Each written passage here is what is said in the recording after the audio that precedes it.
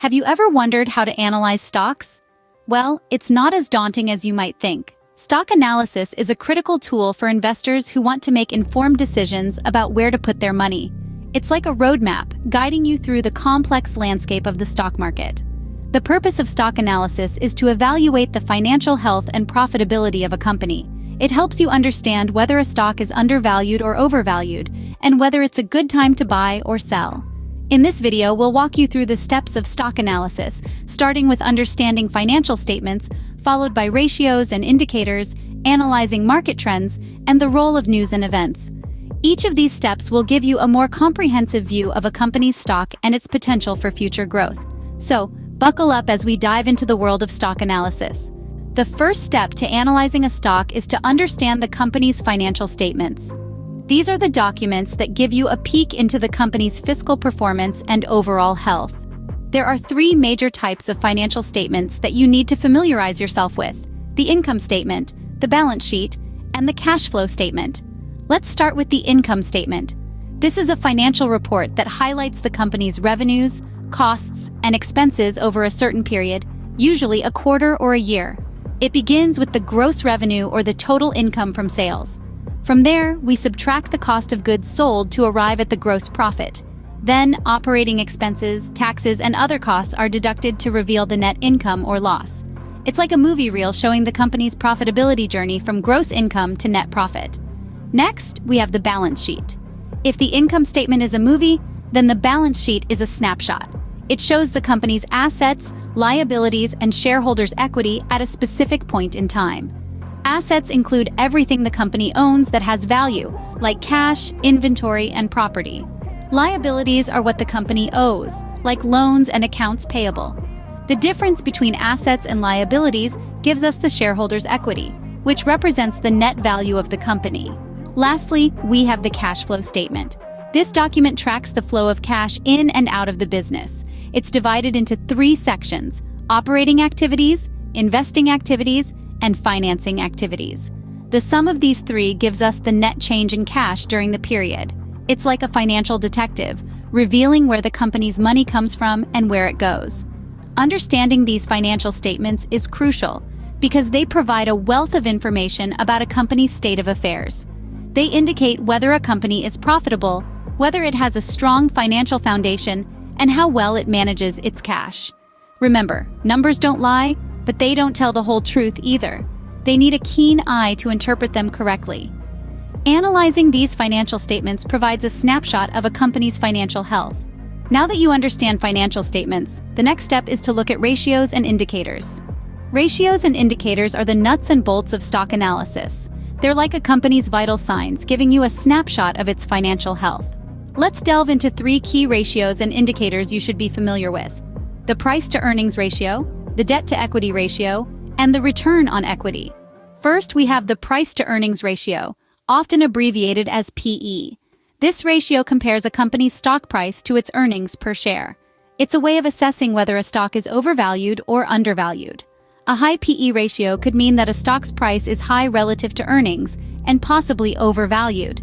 Conversely, a low PE ratio might indicate that the current stock price is low relative to earnings, thus could be undervalued. Next, let's talk about the debt-to-equity ratio, or DE.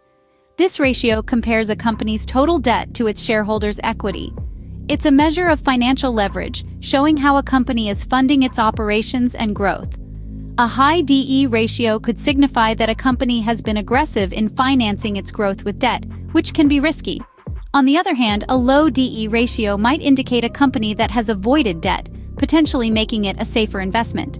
Finally, we have the return on equity, or ROE. This is a measure of financial performance calculated by dividing net income by shareholders' equity. It's an indicator of a company's profitability in relation to the equity invested in it. A high ROE means that a company is generating a good return on the money invested in it, while a low ROE could suggest the opposite. These ratios and indicators provide an insight into a company's profitability, financial stability, and growth potential. They are crucial tools in your stock analysis toolkit. But remember, no single ratio or indicator should be used in isolation. Like pieces of a puzzle, they all come together to reveal the bigger picture. Apart from financials, it is also crucial to analyze market trends. So let's delve into understanding the importance of these trends and how they can impact a company's stock price. Picture the stock market as a giant, complex ecosystem. It's alive, ever-changing, and driven by countless factors.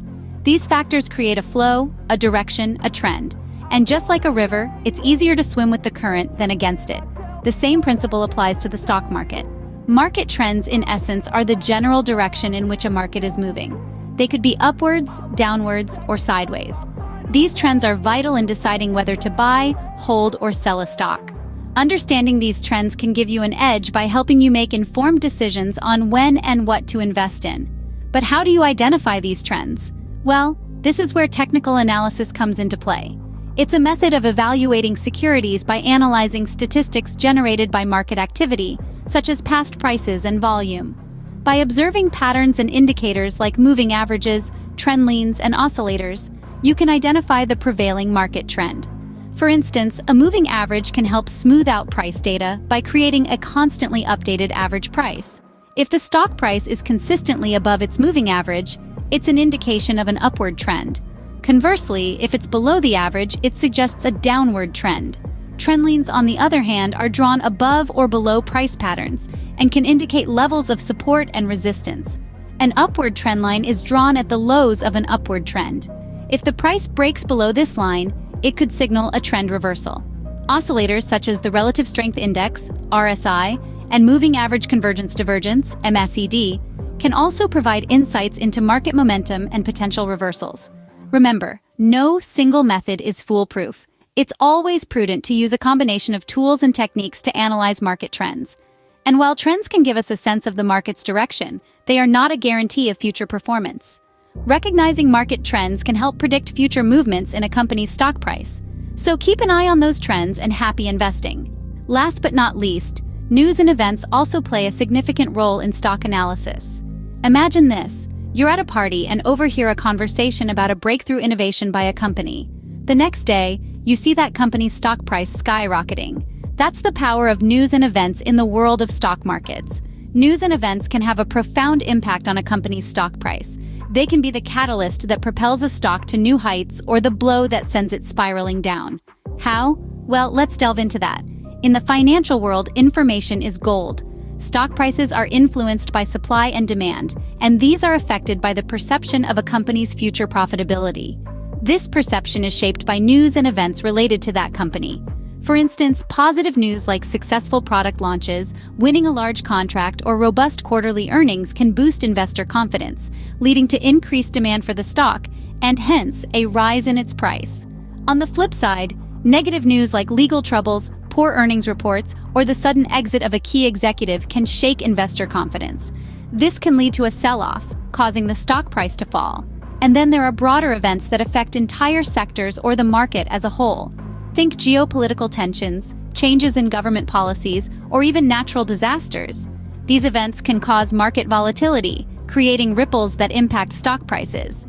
But remember, the impact of news and events is often temporary. The stock market tends to correct itself over time, reflecting the intrinsic value of companies. So as an investor, it's crucial to stay updated with news and events.